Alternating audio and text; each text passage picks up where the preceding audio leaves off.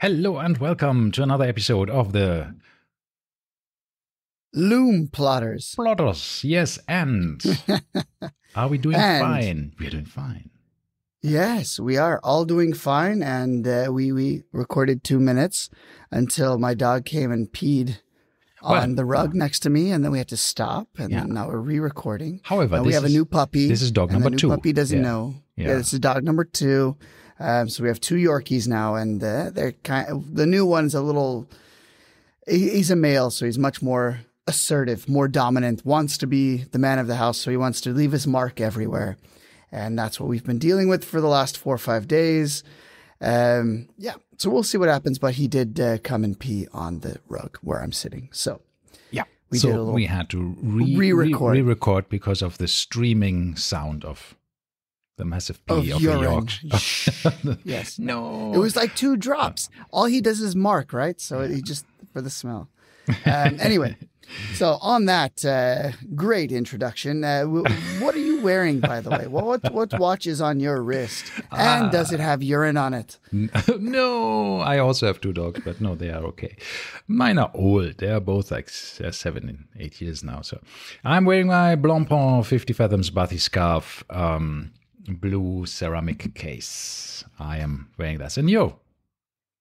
I am wearing my Oris Diver 65 for Hodinky limited edition.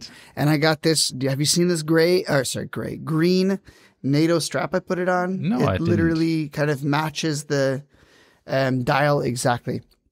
This is one of the Hodinky NATO straps. Isn't that great if you fit a strap that just matches perfectly? I think this is amazing. And it gets better. I got it on eBay for $10. Yeah. Slightly used. So, and it's 19 millimeters. So 19 millimeter NATOs are hard to come by. Yeah. Cool. So I had a conversation with James Stacy when I told him I didn't like his NATO straps. So apparently the story goes, Hodinky used to sell NATO straps that they would source from Miltat, which is strap code. And then the James Stacy, who is also a part of the Gray NATO, so he has the credits to develop his own or acquire his own NATO straps. He bought a company called Ute, I believe he called it, that was going under. Mm-hmm. And he basically got the rights to make the NATO straps that they used to make, which is a little bit different because the hardware on it is not stamped. Okay. It's machined, which is better, right? So it's a cool strap. I like it. It wears much thinner. I don't know if you can see, but it's much thinner, the double stack of bands than the strap code ones. Cool. Not bad. Yeah, so I'm pretty happy about my my Blancpain now because I have been on a business trip to Chengdu. And in Chengdu, Blancpain is a very, very big thing. I was actually very surprised to see this. I saw a lot of Blancpain. Anyhow, been to Chengdu for a week, and I only took one single watch with me, and that was a surprise.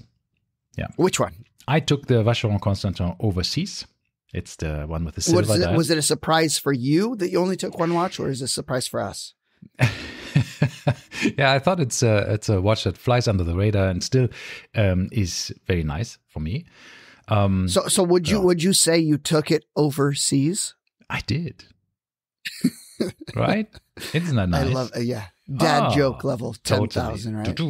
Then Chengdu was amazing. I mean, it's a financial center and an economical center of the central and southern region of China. It's massive. I mean, I was so impressed. They have 3 airports, 1 domestic, 2 international ones. The infrastructure is on a different level. Everything very solid, super integrated, high-speed rail, super, subway, bus, trains. Everything is just really well laid out. The infrastructure of the city, everything looked pretty high quality. The hotel I stayed in was one of the best in the city. Lovely hotel, the Temple House. I just cannot tell anybody enough about this hotel. It's from the House Collective. It's a small group of 8 hotels, which is just incredibly cool. From the Swire Group from Hong Kong, they're just doing a fantastic job. It's in the middle of Taikoo Li, which is also a development done by the Swire Group. So they have these extremely high-end shopping area there, which is all individual. It's open air, so it's all outside, but these little boutiques all have like a little temple-style building. Yeah, like the old, the old Chinese style buildings. Exactly, and it was cool. Since it's in a colder region of China as well, so it looks a bit like a Swiss chalet mixed with a Chinese temple, and it's such beautiful, beautiful boutiques. And then you have obviously all of these big companies being there, LVMH, Richemont, and the Swatch Group as well. And then you go over to the next shopping center, which is also completely filled with luxury shopping. I mean, I don't know how many Louis Vuitton boutiques I saw, probably 4. And I just walked for like 2.5 kilometers or something maximum, right? So it's just crazy. And one of them is like the size of a super hypermarket. It's like 3 floors big. And I think there's one in Osaka, which is probably bigger. But other than that, it's the biggest I personally have seen in my life. Mm-hmm. Incredible. No, you sent me... I sent lots of pictures. You sent me some pictures on this, and I was very surprised, yeah. And everything super high quality, right? I mean, the hotel itself, the hardware, the service, everything was impeccable. And I'm in the hospitality industry, so I was very impressed about this. And I know that China is capable of doing extremely high quality things, but seeing that in this abundance and everything just being fantastic was really good to see that. This is a real high-speed development. The last time I've been to China, mainland China, was in more than 20 years ago when I traveled through the back of China, basically from Kashgar to the Taklamakan Desert to Xi'an and Chongqing and all of these other areas, and Beijing and Shanghai. For like 3 weeks, I traveled around. So much has changed in these 20 years. It's just incredible. Anyhow, so luxury shopping. So I have never been. So this is one of the places. This and Japan are 2 places that I have never been, and I'm a little sad that I've never been. I feel like it's the place where I should be going. Yeah. So hopefully, in the near future, we can I can make it over there. You should, and it's really very different. I mean, food wise as well. Oh my God! I mean, the hotel has a one Michelin star in one of the restaurants. What can I say? It was excellent, right? I mean, and the prices are relatively, especially for food and beverage, it's very, very decent. I mean, I ate the tasting menu in a 1-star Michelin restaurant for like $50 or so, $60. So you can't complain about that. It's pretty good. I think so. Yeah, that's pretty good. I agree. The pictures you sent, it was not what I was expecting. Yeah. Right. I was expecting it to be much less tastefully done, should we say? Right. It looked more. Yeah, super stylish. It was very unique, very well done. Those little Blancpain Panerai boutiques that you were showing me. Yeah. I think it was Panerai, right? Yeah, it was Breguet, Blancpain, and Omega together, basically. They have 2 houses. Super cool. Super nice. Super cool. Anyhow, and then they have everything from Goyard to Balenciaga, Loro Piana. I think I just saw a couple of these boutiques from Loro Piana alone. And then you think, and everything was busy. Yeah, so really busy. I saw a couple of German brands there. I took some videos and photos for you specifically because you're a Nikon photo shooter, and there was a Nikon boutique. Yeah. Oh my God. The Nikon boutique was insane. So big. And they had like these old-timer cameras as well. I would expect this in Japan, though. I would expect this in Japan, not in China. Yeah. All the vintage film cameras, they had everything from the first one to the last one, which is super cool. So very nice. So really cool. Once again. So what did I see in regards to watches? What did you buy? I bought a Moonswatch. That's so not Chinese, right? But I bought no, it's roughly Chinese. But they had I feel like it's on par with Chinese quality. Yes. No, and it's not a copy. It's the original. And this is one of the things I asked some of the people there, because there's so much of high-end luxury shopping, and it's busy. Yeah, people are buying. I mean, I went there. This was working days, right? I wasn't there on the weekend, so And it was packed. People were going and shopping in the shops. There was not just window shopping. It was really, and I heard how much revenue these areas are making. It's crazy. But the one thing that I found incredible about the watch shopping was, I bought I bought a Moonswatch. This is ironic because I just coughed and I had to mute myself, and now you're coughing. I don't know if virtually here where we're infecting each other. No. Yeah. Anyhow, so I bought the Moonswatch, the Neptune and the Mercury, because I really like these two, the blue and the dark gray black one. And I asked them if they had the new Planet of, Ocean of Storms Blancpain. Yes. They had all Blancpains there except the whitish one, the light grayish one. The Arctic. Yeah. Antarctic? I don't know. Anyhow, There's one of those I just two. refer to them by their colors because I can't remember the different oceans.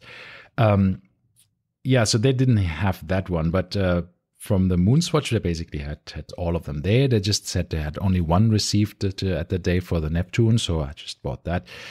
And then I went to the Vacheron Constantin boutique just to see what they have. They had an overseas black dial dual time to pick up. Prices, really? Yeah. Prices were roughly, let's say, 2% above the prices we have here in the UAE. So it's not cheap. But would you get tax back? I don't know. I think in China they don't do this. I'm not so sure about this. I don't think so. So, but again, I didn't explore this, right? So, but to get it at retail, that's fantastic. Yeah, it actually, if it's not the blue dial, it actually retails at the moment under retail. Yeah, but retails as in the secondhand market. Yeah, but ultimately, for me, I would much rather, for a Vacheron, I want to have the experience and go and buy it myself. And if I'm going to go to get that kind of watch, I would like to do it properly. Yeah, I bought mine pre-owned, just saved 15,000 dirhams, so it was okay for me. And at that point, I'm happy with that. That's a big chunk of money. Yeah, and I had the Timepiece 360 experience, which is nearly just on, as nearly good on as any par. Vacheron boutique. Yes. Anyhow, so I bought something in the Vacheron Constantin boutique. I just walked in and said like, "Hey, I have this watch," because it was my only watch. I took only one watch with me, right? Just the overseas. So I walked in and said like, "Hey, do you have some straps for it? Leather, rubber, I take everything if you have a nice color." So they said, "Oh, we only have one, and it's the red one." And I thought, well, I take it. The red one is apparently rare. There's not too many of these out there. I'm not 100% sure. I didn't research it well. So it seems that there's only 100 made or something. It's only for VVIP customers. Who knows? However, these ladies there thought, yeah, let's give this crazy tourist here this rubber strap. So I just picked it up, and it's not 100% sure if I'm keeping it because I put it on my watch, and I don't know, with my skin tone, it's just I don't know. I like the color. My wife likes the color, but it doesn't look good on the watch or on me. So that's I don't know. Red is a bit much, in my opinion. Yeah. I wanted but you have the dial brown, that goes with it. Silver, so once again, the white dial, silver white dial does go with it. The black would be a little too Chicago Bulls circa 1996 World Championship style colors. But I think white, silver, red, it's passable. And I think it's the only thing that's passable. Yeah. Any other dial color, blue would be a definite no. Yeah. Black, maybe. Yours is the only thing that would work. Yeah. Anyhow, so that is my purchases there. And then, of course, I went shopping for other things like Uniqlo and these things we don't have here. And, of course, lots of sightseeing. But it's, as much as I could, because it's also the capital of the pandas, right? So there's everything is panda branded because they have all of the panda breeding and how do you say that? The protection areas, these national parks where they actually keep pandas. You can actually see them in nature as well if you're lucky. So it's really, really interesting to see. But I couldn't visit them because that was during the daytime, and I didn't have a day off, so that was unfortunate. But anyhow, next time I have to come back and see the pandas. But this was super impressive, and the watch game there. The only thing I didn't see, which I found a bit disappointing, a tiny bit disappointing, was independence. I did see all major brands. Yeah, so from Glashütte Original to A. Lange und Söhne, even though that boutique was very far outside, but I know that it's there. I didn't visit it, but everything else was in that area multiple times, right? So from Audemars Piguet to Zenith, every brand of the bigger established brands that are part of, some kind of conglomerate, with the exception of Audemars Piguet and Patek. But yeah, everything was more from these bigger brands that are owned by bigger brands, let's say that. Swatch Group, very strong. Lots of Blancpains, lots of Breguets, and you see people actually also wearing them. So it means that there is some stuff. And I heard from some of the Chinese that said that people are much more buying locally in China now, because the government has cracked down a lot on fakes, apparently, and fake stores selling fake things very publicly. So that means there are a lot of people who are a bit scared to buy locally because they were not 100% sure if they would get a fake. So I thought that was funny, because I don't think that fakes outside of China has died down, but apparently inside of China it has. So people are much more comfortable buying locally. And also I think the prices have reduced. Apple, of course, humongous Apple stores, really cool ones. Also full with people. Yeah, lots of and from the meetings that I had, I think probably 50 to 60% of the people in these my seminar were using Apple. So you see that they're doing a good job in every area, and I think China is one of their most important markets nowadays for. I think for almost everyone, literally for everyone, China is a huge market right now. And of course, it is cars. There's so many cars we'd never seen in other places. Super cool cars, mostly EVs. Also, what was surprised me in a 20 million people city, how quiet it was. It was relatively, it's been specifically traffic, right? So there's the odd honking going on, and then there's of course a lot of electric vehicles driving around, so that reduces the sound, right? It was surprisingly quiet. Interesting. Yeah. And the smog, was it gray and overcast as we see? Yeah, that was there. So, well, maybe with the EVs later on. But the problem in Chengdu is as well, it's next to the mountains, so they have a big mountain range there, and it's a bit of a bowl, right? So it's a bit like Beijing as well. So it's a bowl, so that means smog just doesn't get out there, stays there. So it's a bit overcast, especially in the winter, and so that's a bit of a downside. So the air quality is probably not the best, but one day I actually saw blue sky semi blue sky and the sun, and it was a big thing. So people were quite excited about it. So don't see it often during the winter because of the stuff there. But it was a lovely trip and super nice people, very switched on, super nice. Again, it was a lovely trip. Good. Yep. So that's that. And just one watch, just my overseas. And okay, also super safe to wear any watch you want. Mm-hmm. Interesting. Yeah. All right. Now, segueing into what we were going to talk about today. This is kind of a very interesting time to talk about it because it was a requested topic. It was two requests, separate, that we're going to kind of toss together. One request was, could we talk about how COVID affected our collecting habits and our watch enthusiasms? And the second topic that we were asked to talk about is the state of our collection and what are our plans for the future and so forth with our collections. So we figured, I think both of this is a heavy one, right? Both of us had a lot of things change during COVID. I know for a fact I did. So I think these two go hand in hand. So we could talk about the evolution of our collections through COVID. And of course, we've seen, Singapore has new mask laws coming.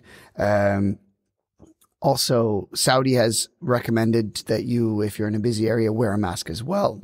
So who knows if we're ever going to slip back into a similar style of situation. So let's see how this has affected us, how this changed us, and did it make us better or worse? Yeah. Okay. So how do we start? I think first how COVID's changed, and then the end of our collection and how it changed, or just in one topic we discuss. I kind of in one, we'll just discuss it as it goes along, ending with kind of our collection. My collection, of course, is not very big, so it's fairly easy for me to pinpoint what I have and what has changed. But yeah, mine has let me put it this way. Slimmed down too. It's good. Mine is kind of expanded because pre-COVID, I only had 3 watches. Oh. And I was very happy with my 3 watches. And I felt I didn't need anything else. I had my Speedy, my Sub, and my Datejust. And those 3 that was it. All right. And I felt I don't need anything else. I'm very happy with what I have. All you need. Then we were sitting at home, right? A lot. And I was keeping my watches in like a little tray. And this is the catalyst that started everything. Okay. I went and I really had, we were sitting at home and I was like, I don't like keeping my watches in this little tray. If it gets knocked down, they will all break. So I need to come up with a better solution for storing my watches. So I looked at some watch box brands. All right. And I came across Rapport, which is a British London-made watch box brand, and they make fantastic stuff. Highly recommend them. And they had one. And I'm a big Rolex fanboy. I don't know if you know that about me. You like Rolex? Yeah. Mm-hmm. Yeah, apparently. And they make one box that is basically a scaled up Rolex box. Same exact coloring. Green, same Rolex green on the outside. You open it. It's that beige suede on the inside. And I was like, this is cool. The only issue was, it was for 8 watches. Oh. And I only had 3. So that is the catalyst that started everything. So I said, I will totally be fine mentally by having only 3 watches in an 8 watch box. Over time, I'm sure I will acquire more watches. Right. Needless to say, by the end of 2020, that box was full and there was things on either side of it. But yeah, so that's what started it all. And then I went out and I said, I need to buy 1 watch, so at least it's half full. So I went out and bought a cheapy Hamilton khaki. And that was kind of the first one. I sold it quite soon. I didn't keep it very long. But ultimately, I would say the biggest change for me is I started being okay with cheaper watches. In the past, I was still in the mentality that watches had to be of a certain value to be appreciated. I didn't care for inexpensive watches. Then the Hamilton khaki changed that, and I really, really liked it, especially for the price point. Then I went and I got into G-Shock, and that was another one. I used to like G-Shock in the past, of course, but then I was thinking to myself, I had G-Shock when I was a kid. Why would I have G-Shock again? Yeah. But then going down that rabbit hole, of course, I got really into G-Shock. And I still maintain that G-Shock is a fantastic brand for anyone at any price point, any value. It is a very, very good brand to get behind. I totally agree. So then, I should say, the day I bought the Hamilton khaki, I also bought another watch. Okay. And that was technically the first watch that was above my core 3-watch collection, which was the Samsung, the Grand Seiko SBG W231, the small 37 millimeter 3-hander. So that and the Hamilton came on the same day. Right. So I, by the way, I take pictures of my watch box. Right. So over time, I can look back and see what has come, what has gone, what was in it at some point in time. Yeah. So this is all during COVID. Yeah. So I got the Grand Seiko, which was surprisingly difficult to get at the time. Of course, I'm assuming Japan was also not pumping out a huge amount of watches. We never really saw this model here, so we had to pre-order it, and they told me it could take up to 6 months. Right. But luckily, I got it in 2 weeks. Okay. And even that, I was like, I could never wait longer. Yeah. Then after that one, I picked up a Tudor. I picked up the Tudor Black Bay 58 Blue, which, once again, the only reason I bought that watch, and I can almost guarantee this, is because the box was looking too empty. So the first ones were like, April timeframe. Mm-hmm. Then the next ones came in June. The Black Bay came in June. Yeah. And that kind of held for a while. I had 6 watches in an 8-watch box, and I felt, all right, this is not terrible. Okay. This is doable. Then shortly after, I picked up my Explorer, which was still to this day, I wore it yesterday. It's one of my favorite watches. Yeah. Of course, the Rolex bubble had already taken off by this point. I think this was July or August of 2021 or 20. Sorry, 20. So heavy into COVID, but I drove to Abu Dhabi to go pick this up. What else came after that? Then a few others came and went. I bought a bunch of cheap stuff off of Timepiece 360 auctions.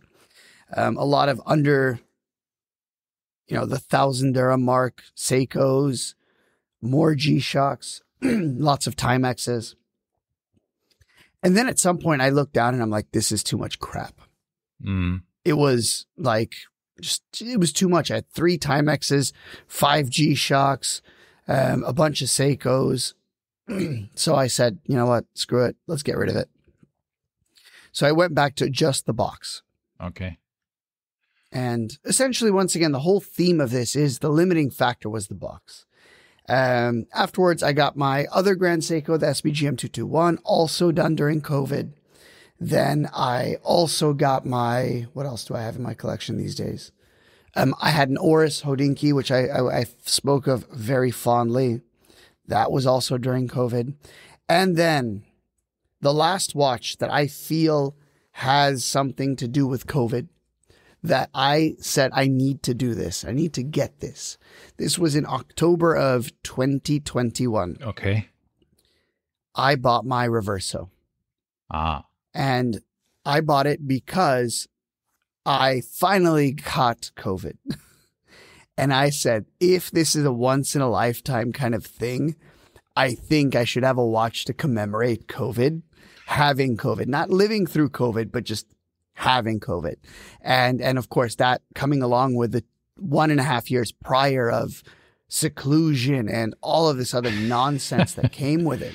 Oh. So I will always look at that Reverso and say, this was me stuck inside the house for 1.5, 2 years, not having to go to work and not dressing up besides sweatpants and t-shirts. And it got boring. It got really, really boring. But what it did do for me is I got really deep into the watch hobby.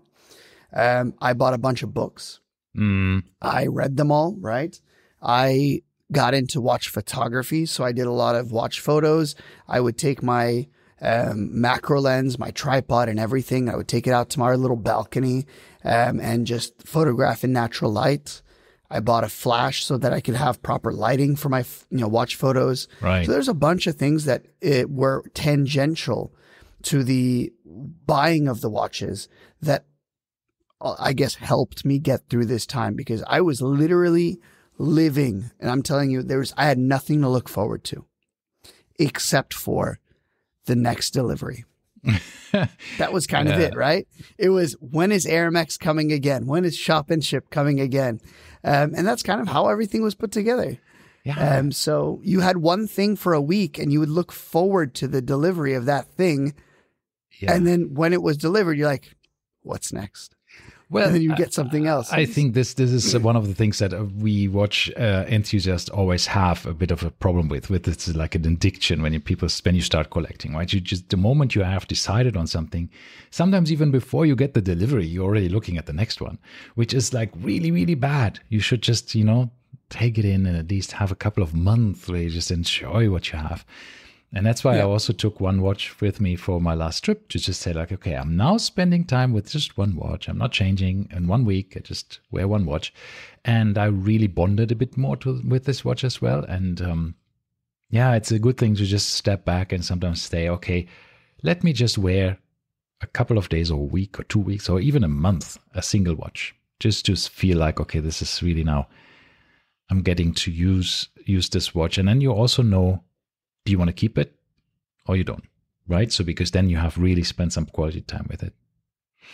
But my journey was similar because, of course, here in Dubai, we had similar restrictions, obviously, as you had in LA. And so some of the stuff was a bit tricky. Couldn't get out at all, couldn't even walk the dog, and then it all relaxed a bit. But I think everything was done on the basis of what. So by the way, we know. I'm going to drop in on that. What did you do with the dogs? How did you? Because we had a balcony, and they didn't. Elaine was not as strict, but I heard Dubai was strict on going outside. We had very. So where did the dogs go to the bathroom? Did you take them outside, downstairs, garage, or what? Yes, I mean they in the beginning they said like, well, you can't go out, right? You can't actually go out. There was a time when we had to fill out a form, online form, and to go to a supermarket, right? So they would give you a time slot and all of this stuff. So at that time they said, well, no dog walking at all. So of course, dog owners would say like, well, our dogs are trained not to do their business in the house, so they actually just don't, right? So we have a balcony, but that wasn't working for the dogs, right? So it's we had to go out, and we actually went just close to the house. We have some parks, so we just literally 50 meters from the house. We just went very close. But if you would be caught by the police, which would patrol even on foot sometimes, you would be 3,000 dirhams. I think it was be fined. And so it was a bit of my wife would stay in the apartment, look down from the 14th floor, and on the phone with me, and then would tell me like if there is a police officer somewhere, I would go different ways just to evade it. We felt really like the super hyper criminals, right? Doing going to walk with binoculars, dog. right? Looking down. But at that time we only had one dog, so it was a bit easier, not with two dogs. So but we also, by the way, we also took the dog out. We had masks. Oh, obviously, yes, of course. You follow and all did all rules, that. We stayed also very close to the house. So we were also going like no more than, 100, 200 meters in either direction, walking back and forth. And also, this is the good thing here in this area. It's super dog friendly, and you have so many walkways around where parks and bushes where it's allowed for dogs to make the business, and you pick it up and you have deposit areas.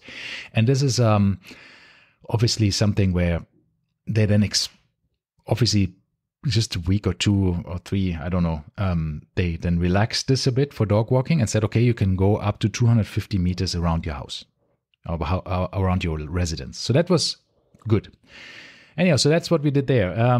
My watch collecting was already in full steam, I think, before that, but it, of course, also accelerated during COVID a lot. So I had mostly Tudor, then I had a Black Bay GMT, I had a Prince Chrono, the old one with the blue dial, which is the 79280P.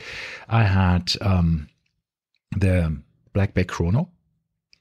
Then I just bought in December 2019, I sold my Oyster Perpetual 39 blue dial to a black dial Datejust 2.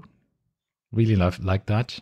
And I, used to just go a bit with a single watch, and then I bought the fluted bezel for it. So I changed that from the steel one to the fluted bezel, and bought a rubber strap for it, and all of these different things. So to just keep the watch going. And I really love the Datejust 2. I think the chunkier appearance for me really, really worked for me on my wrist. It's a sportier watch, especially with the black dial. It has a bit of the Explorer vibe to it, right? Because it was so chunky. I really liked it. So anyhow, so mostly Tudors. I had an Omega 300 SMP 300. I had a couple of other watches already in my collection, mostly mid-range and these kind of things. So some Seikos, so Alpinists and these kind of things. Then in, I think, May it started. Then I got an IWC, the Portofino Chrono. Yeah, what else? I got a Panerai. I think that was in April or March. Actually, March 2020, which was the official start of the pandemic, right? When it was considered a pandemic. So I bought a Panerai. So I remember distinctly, I was in Fujairah at the beach. We heard the rumors of COVID, right? Yeah. But it hadn't come to UAE. We hadn't heard anything in the UAE. Yeah. And then our dog was in a kennel in a lane, and we were in Fujairah. And a friend of mine, we were actually driving home already. This was late February, right? And they said, you need to get home right now and go pick up your dog because tomorrow they're closing the borders. And I was like, what are you talking about, closing the borders? Sure enough, the day after, boom, done. So if we couldn't have, and we had so many stories of people that were stuck. In different Emirates, in different Emirates, and they couldn't get back because there was no protocol on how you can cross these borders between Emirates. Yeah. So lucky for us, we got back literally the day before, went back to the kennel, picked up the dog, went home, and then boom, everything shut down. And for a lane, we couldn't leave a lane. So it was not just Emirates, it was city for us. Yeah. And for listeners outside of the UAE is like Europe. So there's no borders between the Emirates, right? There's the different Emirates. It's one country. So generally there are no borders. But there were border posts from the time before. So they got more or less reactivated to a certain extent. And there was actually controls that you had to stay in your respective emirate during this time in order to curb the spread of COVID, right? To a certain extent then. Yeah. Anyhow, so my collecting, I had two Grand Seikos as well. I had a SBGN 009 and then a spring drive version, a simple spring drive version, which then I upgraded with the help of a friend to a GMT version, spring drive GMT, similar dial, silver dial or champagne dial. Yeah, champagne dial. And then what else was there? And then I think in the 2020 nothing really took off for me in that regard. I don't think it was too crazy. One or two incomings, one or two outgoings, but nothing too bad. Then I think 2021 is when it really went for me on a different level. There was a lot more buying and selling going on, and then suddenly prices started to climb, and you could get more money for your existing watches. More Tudor watches were available for me as well. I got a good dealer in the Netherlands who would ship watches to me at the time, which was really fantastic. So I got a Black Bay 58 in blue. I got a Tudor GMT in two-tone. I got, what else? I got the ceramic Tudor, the Black Bay ceramic. I got the Black Bay silver, the Black Bay 58 in silver. And so a lot of these watches, but most of them I didn't keep because I just felt something was not right with one of them. So with each of them. So I just passed them on after a couple of weeks. But and then there was of course stuff happening. Then I got a Blancpain.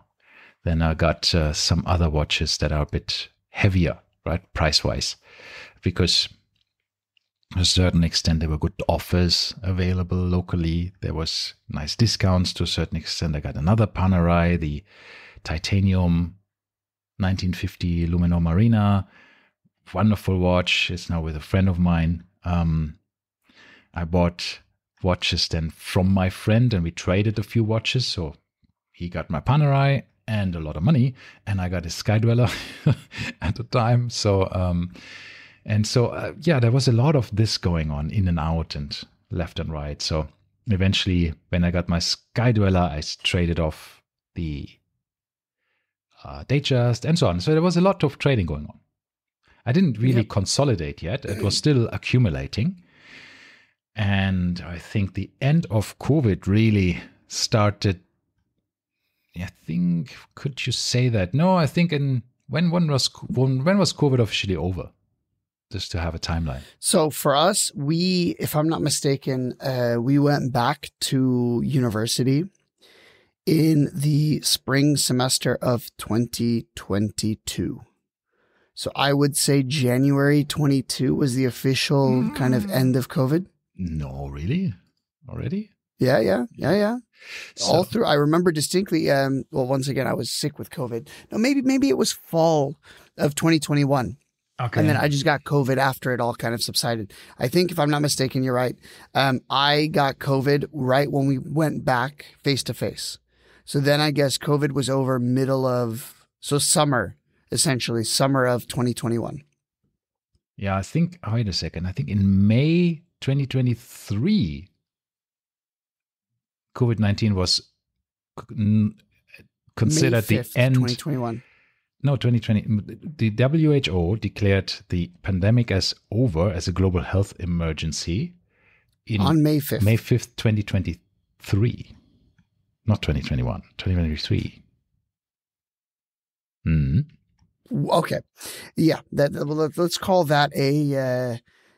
So before that, we had lots of We forgot about the Omicron. Remember the whole Omicron thing? Yeah. That was what happened at the beginning of January 2022. So yes, if I'm not mistaken, we went back to work around August, or at least I did, August 2021. And then everybody got sick after that. But we were still back to work.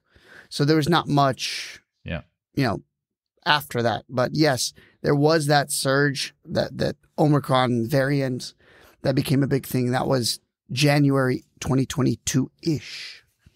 Yeah, and so there were still lots of restrictions, right, for traveling. You had to have COVID tests. I mean, yes, certain life started back, but depending on which countries had which restrictions, it was all very, very complicated during this entire time.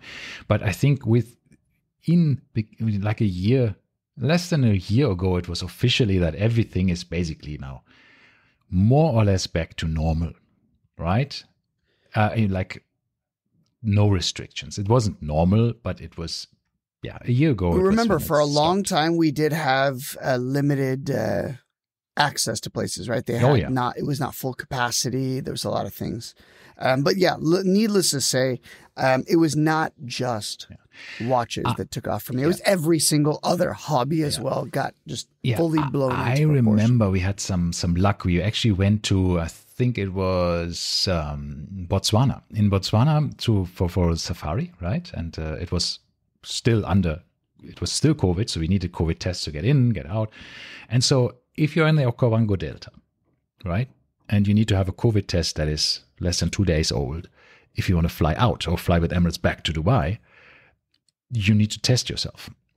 Obviously, the tour operators and then the people, the tourist companies have catered for that. So you had somebody coming to your Okavango camp in the middle of the Okavango Delta to test, a nurse with a helicopter. That was the most bizarre thing. Yeah, you obviously you pay for this, but it's part of your package. No, I'm saying you're paying for the helicopter journey as well. Yeah. So I'm guessing it's not a very cheap. It was I think $200 or something. But this is not cheap, obviously, but also not too expensive if you think about it. So I would say for $200, can I go in the helicopter as well and go for a flyabout? It was such a bizarre thing. You drove to a little airstrip, a couple of minutes away, half an hour away from the camp or something, and then you would wait, and then eventually a helicopter would come. The pilot and the nurse would come out of the helicopter. The nurse would come, open up her little kit with all of his stuff, would put on her gloves and everything, would prepare, and then you would just get it COVID tested, and they would take the specimen, fly to a lab. I mean, they would go the entire day. They would go around different camps, do tests, and then a couple of days later, 2 or 3 days later, you would get the result. And About 24 hours later, you got the result, and that was it, right? I think even the quick tests and all of this stuff was not too established at the time. And then you could fly back. And we managed sometimes to get these little pockets of restrictions easing. And we had something booked for that time so we could go, which was amazing because otherwise it was very tough to stay at home. In the beginning, before the pandemic, if I would stay 3 days in my apartment by myself, not go to the office, I would go mental. I would just go get in my car and drive, or just to get out, right? So just be somewhere else, because it would just drive me mad. I needed to see something else. After the pandemic, I was like, come on, I can spend months in my apartment. No, it's funny because now I'm getting back to the opposite as well. Now I find myself eager, just like, okay, I'm just going to pop down at the grocery store. I'm going to do this. I'm going to do that. I'm going to do, something. Yeah. And even if it's for 5 minutes to leave the house, I still don't sit at home. Even when I say, tomorrow I will do nothing all day, I will just sit at home. Guess what? 11 o'clock rolls around in the morning and I'm out. I'm doing something. Yeah. So it has regressed, I guess. But yeah, the fact that we know, I mean, my house is now fully set up to be a self-sustaining, thing. I don't need anything else. I have, stocked my kitchen to have every single tool and gadget that I could possibly need. I have, essentially a 20,000 dirham coffee machine set up. I have everything, so that my bar setup is insane. And all of this during COVID, right? You would go down, you'd have a week that you would spend watching. For me, for one, it was bartending videos and just figuring out, what do you need? I think this is what tools should I buy? This is the one thing that we watch enthusiasts often have, right? When we go into one hobby, we go in it very deep, right? And you want to learn everything about it. You want to master it to a certain extent. You want to have a specific breadth of experience about these different things, be it coffees or be it whatever you might get into. Then it really consumes you a bit, right? In a good way. It's a really good hobby, but it's also a bit too much very often, I think. And that's what for other people, for ourselves, we view it as totally fine. Normal, yes. But absolutely. yes. And then for that week or 2 weeks or month or whatever, you talk exclusively about that one hobby that you just got into. So during COVID, I had of course I had cycling. Specifically indoor cycling, because we couldn't go outside to cycle. So there was the whole idea of buying an indoor trainer. Yes. A machine that you put the bike on and then you get the TV for it and then, set everything up. So that was one. Then we had the coffee phase. Then we had the bartending phase. Then we had the photography phase. And it just keeps going. Then it got into, menswear and clothing and shoes and so forth. But, it was just for a while, you would collect one thing. You would be like, okay, now I'm a menswear expert today. Tomorrow I'm a chef, and so forth. So it was kind of and you have a challenge. I would say you can only drink so many coffees a day, right? So before you can't sleep for a week. I was testing the limits for sure. Anyhow, so my watch collection grew a lot, and I think with the end of COVID as well, I decided, okay, this is too many. I want to consolidate. Obviously, with the same time, then it started, the prices started to get more affordable. Watch companies have increased their production because they were all overwhelmed by the demand during this time. Everything got hyped up. Obviously, you know this historically, we don't have to go into the details, but everything, like these brands like Girard-Perregaux, suddenly the Laureato was hot, right? Because everything else was sold out, integrated sports and models. This is how it was working, right? It was pockets of hype. So, and the GP Laureato is a fantastic watch, but it has always sold with a big discount, right? In the pre-owned market. But during COVID, because everything else was sold out, everything gone to crazy premiums, even that watch got hot, right?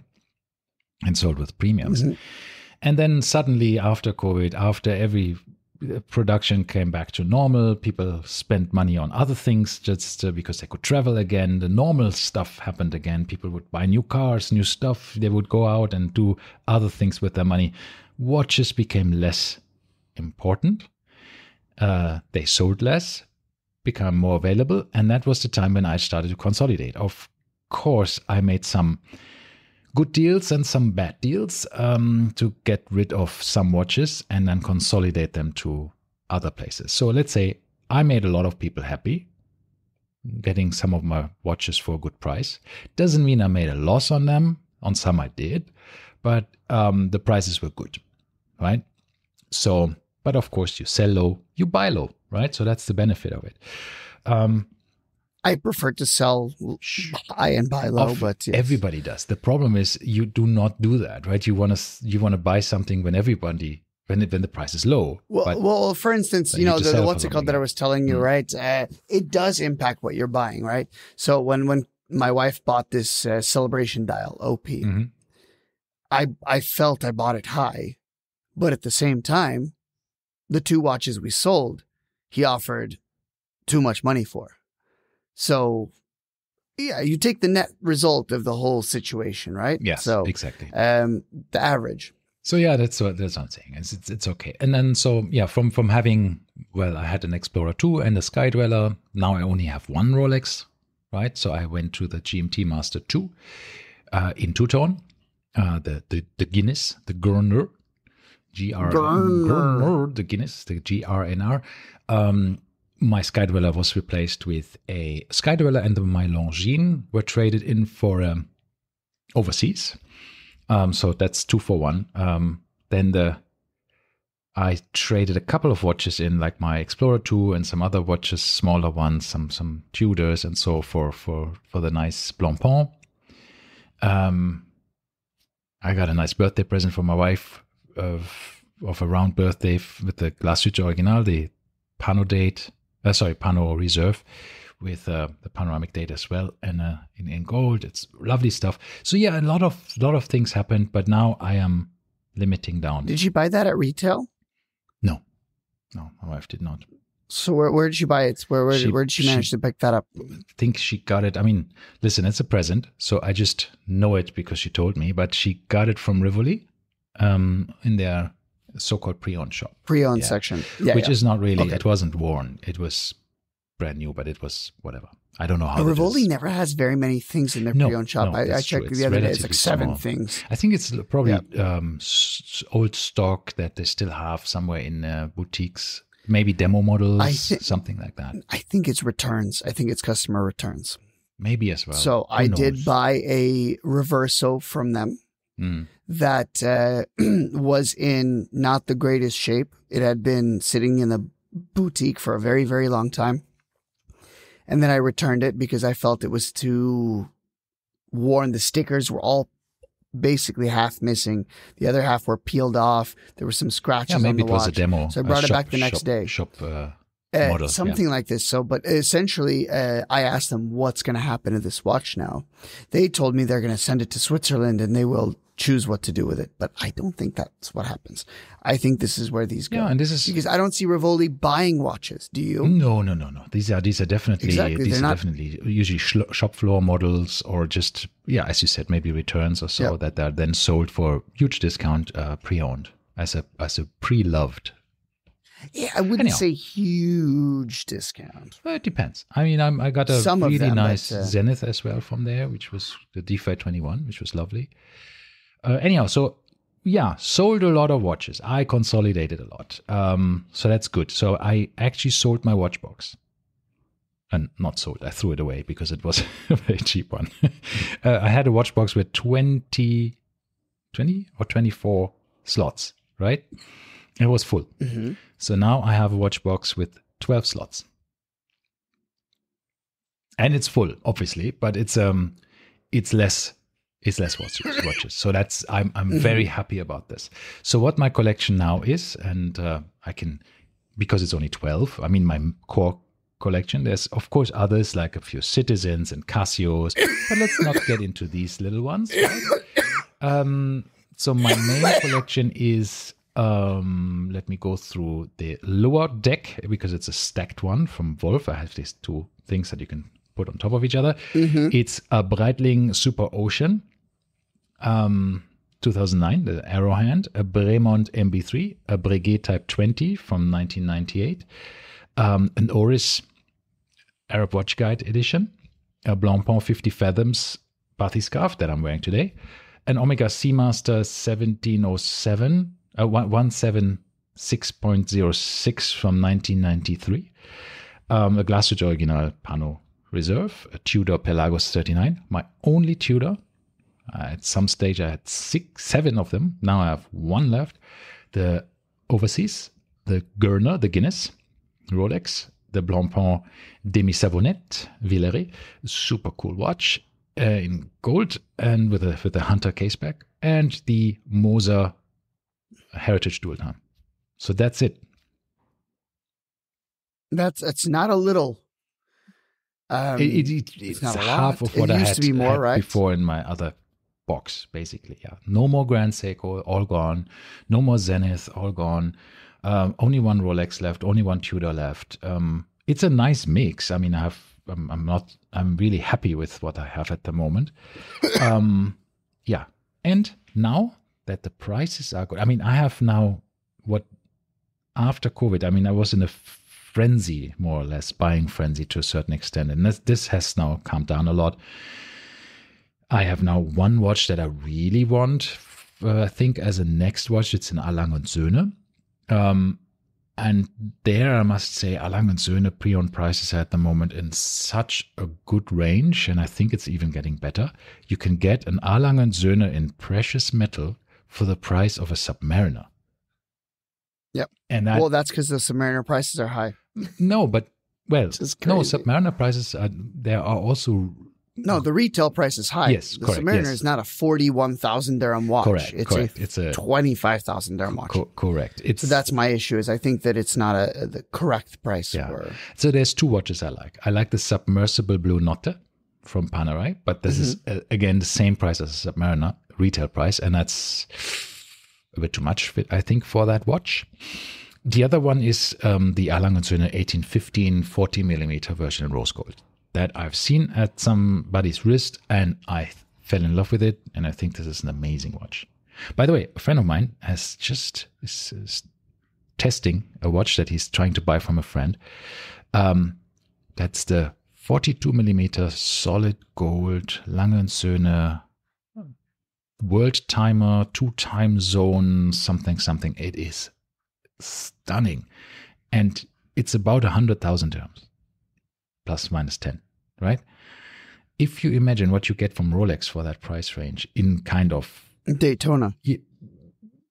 Yeah, steel Daytona. On the secondhand market, a Daytona, right? Or, this is what I'm saying. Let's retail price, you would get probably this 1908 perpetual for it. 90, exactly, but yeah. You get a Lange & Söhne world timer, 2 time zones, super complicated, solid gold watch.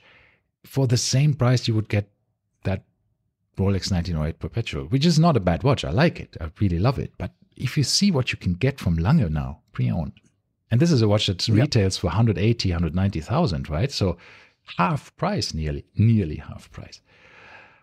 And so much better. So I think we are in it's a buyer's market at the moment. It's a good trajectory, right? Yeah. Let's see what happens. So what's your collection today?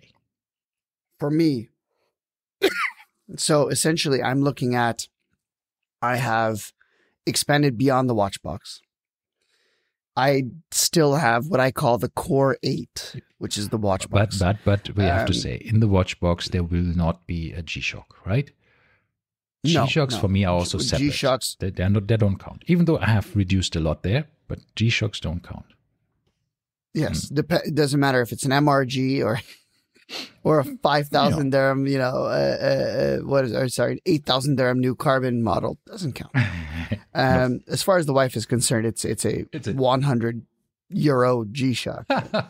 So essentially, I do have 2 G-Shocks. I have the metal one, and then I have the the Japanese limited edition one with the full screw down case back. So I have 2 G-Shocks. I only have 2.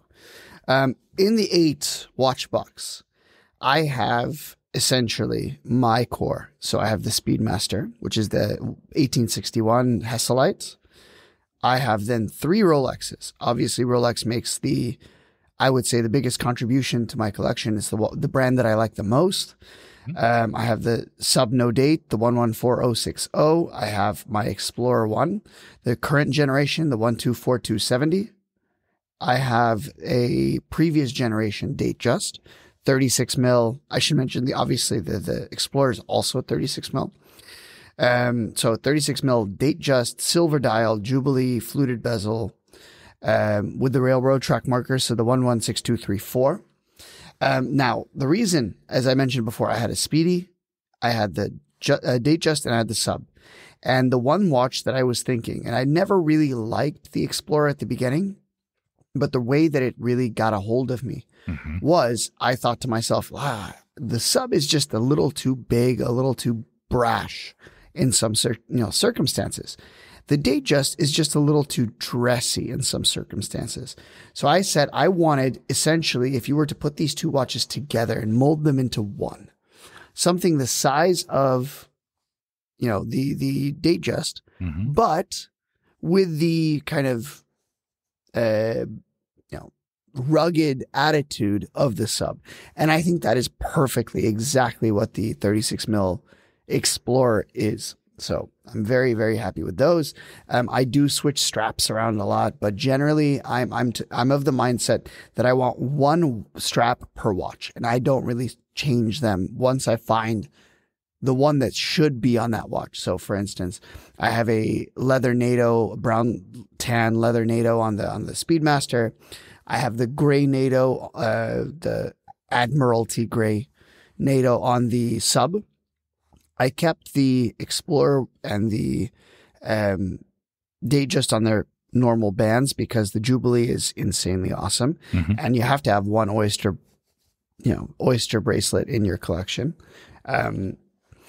Then I have, let's go on to my Grand Seikos. I have 2. I have the SBGM 221, which is the GMT 10 kind of beige dial on what I like to call a hairy suede strap. So it's a super overly hairy suede, which I think it's a beige kind of color, looks very good with the beige dial.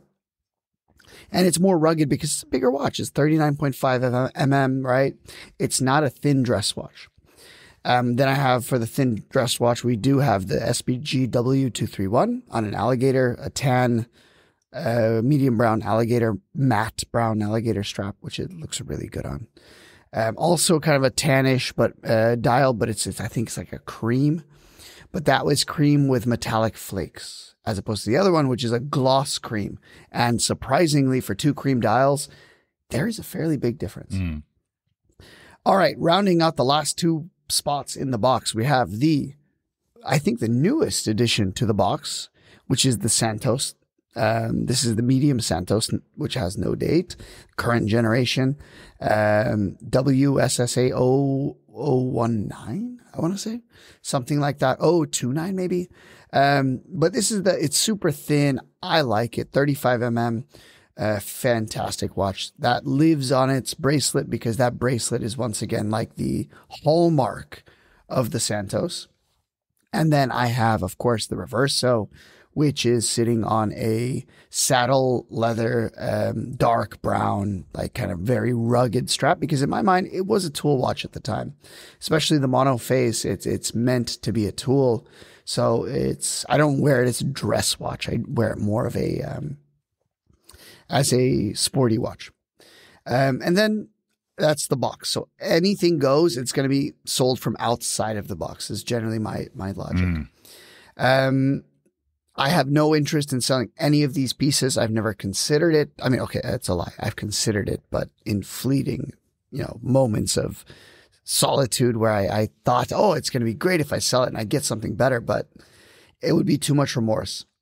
And then outside the box, we have the 2 new ones that came kind of at the same time, beginning of this year. One is the Oris Hodinkee, which I'm wearing today, the green dial. I have it on a green NATO, as I mentioned. And then I have my Tudor Pelagos FXD Marine Nationale. The blue one is an MN23. And that one, surprisingly, it really did surprise me. I had 2 of them before. I sold all of them. I bought this one back because I still had that inkling for that blue and that titanium. And that one I have right now on a navy blue NATO. And surprisingly, it is my most worn watch according to the Wrist Check app. Yeah. So surprising. So essentially, I'm at 10 watches plus 2 G-Shocks, which I look at and I think could be worse. Right? Yes. And for me, could be worse would be it vastly exploded over the 8-watch limit that I had set a long time ago. Yeah, I think yeah, I think I'm super happy with my consolidation, having a bit less, just appreciating it more, and also slowing down. Right, so where are you going with this? Where are you going to go? You said the longa, but that's kind of it. You're not going to blow up out of proportion again? No, I don't think so. I think probably even the opposite way. So maybe sell some more. Maybe I'm going and do 2 for 1. For example, let's say if I want to go for another overseas, maybe a dual time or the chronograph, then I will have to let go of my overseas. Obviously, it's not that I'm having 2 overseas, so I would sell the overseas and 1 more watch. So I have to then make the decision to sell something else. So there's a couple of things. Well, obviously some watches that just are not good selling watches because you don't get anything for them, right? So well, that's kind of how I feel about the Grand Seikos, right? If I were to sell those, like you wouldn't get anything back, but there's so much bang for the buck.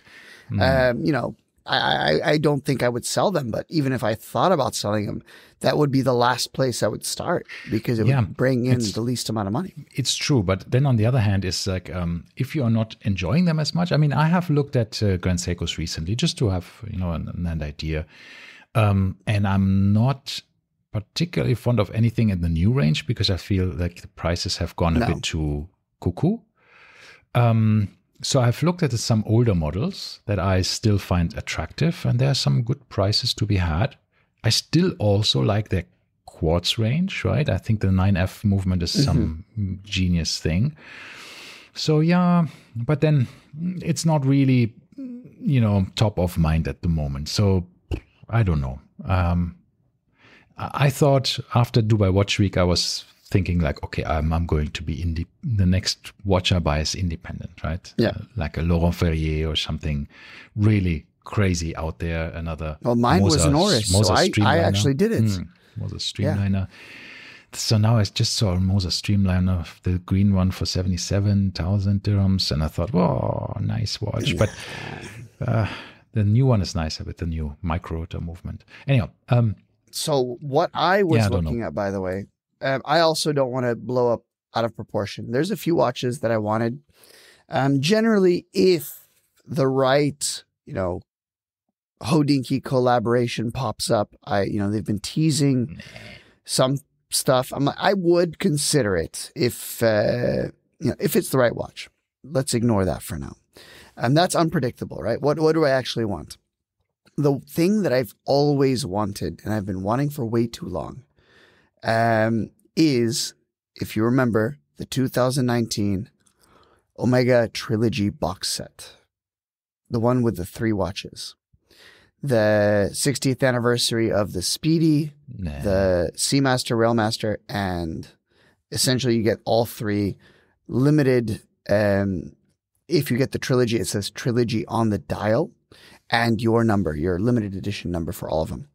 And essentially, I've been looking at these. They came out, I think retail price was 100,000 dirhams.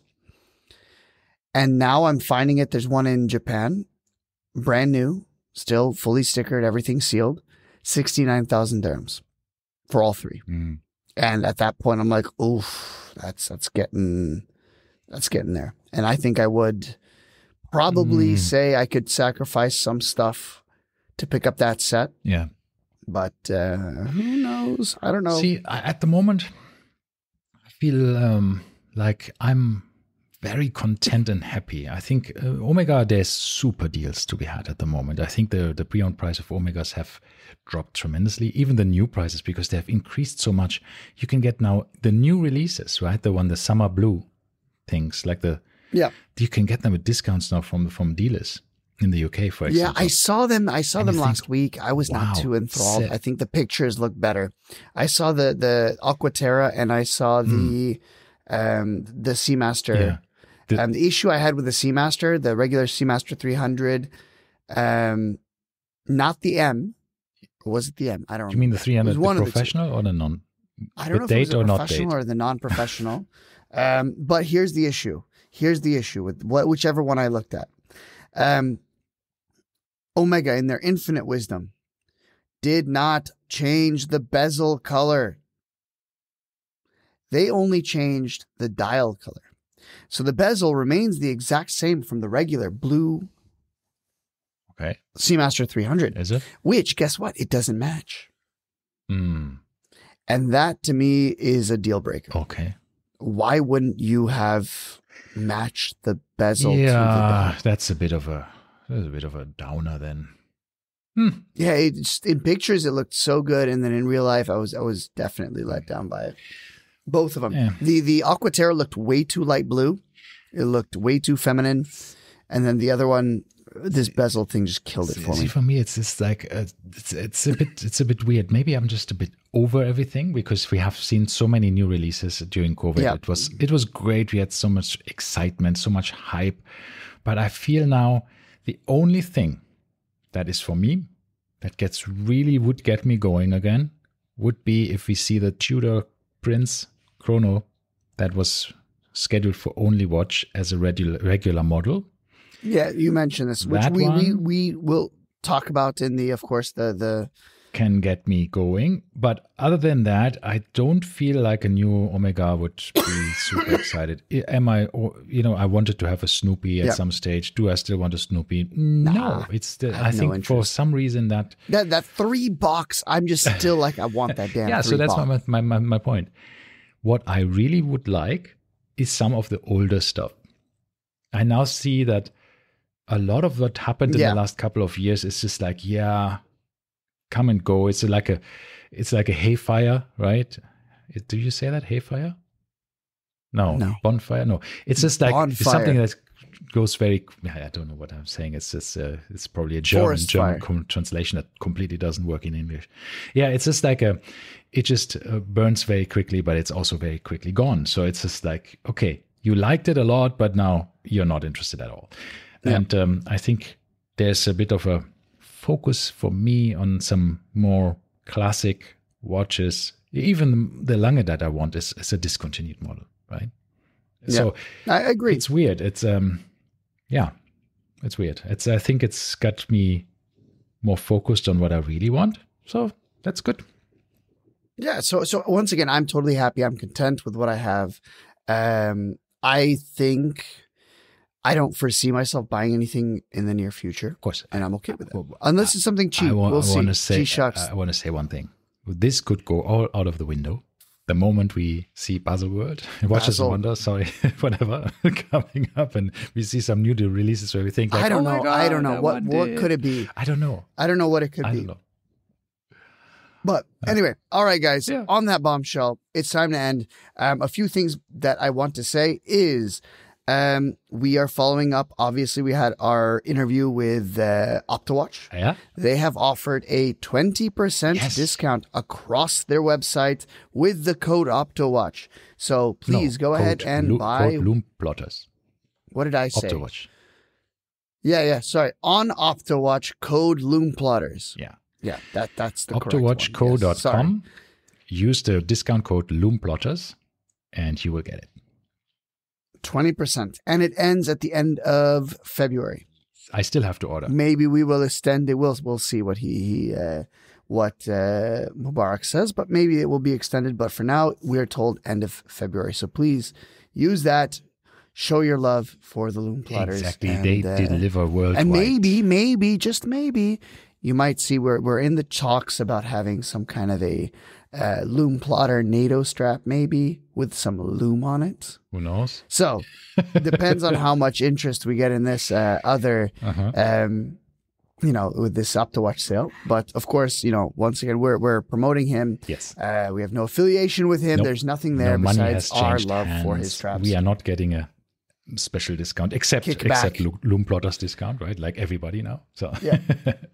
Which is actually quite funny. So we have to use our own discount code, but still, that's we will. good. That's good. Anyway, so once again, check that out. Like, follow, message us on Instagram. Once again, we're still open to questions from you guys for the questions and answers episode for the Ask Me Anything. So if you have questions, send me a question. I will answer.